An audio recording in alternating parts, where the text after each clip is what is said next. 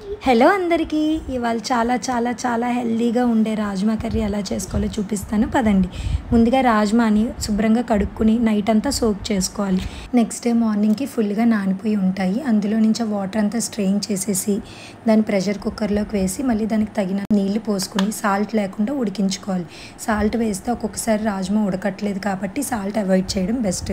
ముందుగా అల్లం వెల్లుల్లి పేస్ట్ రెడీ చేసుకుని పక్కన పెట్టుకోవాలి.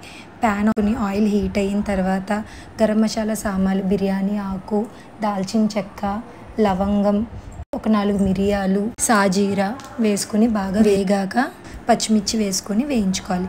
తర్వాత అల్లం వెల్లుల్లి పేస్ట్ వేసుకొని బాగా వేయించుకున్నాక అప్పుడు ఉల్లిపాయలు వేసుకుని సాల్ట్ పసుపు వేసి మూత పెట్టుకుని 5 నిమిషాలు మగ్గించుకోవాలి. నెక్స్ట్ టమాటా ముక్కలు కూడా వేసుకుని అవి కూడా ఒక 5 నిమిషాల పాటు మగ్గించుకోవాలి. ముందుగా రాజ్మా ఉడికించుకున్న వాటర్ కూడా అందులో వేసుకుని బాగా మెత్తగా అయ్యాక ఈ రాజ్మాని నేనైతే మెత్తగా స్మాష్ చేసుకుంటానండి.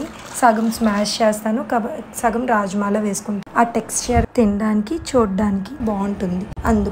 అందులోకే జీరా పొడి, ధనియా పొడి, గరం మసాలా అన్నీ వేసుకుని కొంచెం వాటర్ యాడ్ చేసుకుని బాగా ఫ్రై చేసుకున్నాక రాజ్మా కూడా వేసుకుని ఒక 5 నిమిషాల పాటు మీడియం ఫ్లేమ్లో బాగా ఉడకనివ్వాలి. ఆ మసాలా అంతా రాజ్మాకు పట్టాలి. అంతే, ఎంజాయ్ చేయండి.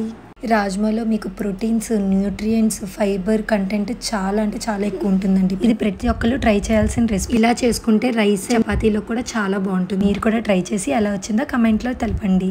Please like, share and subscribe. Bye bye. Thank you for watching.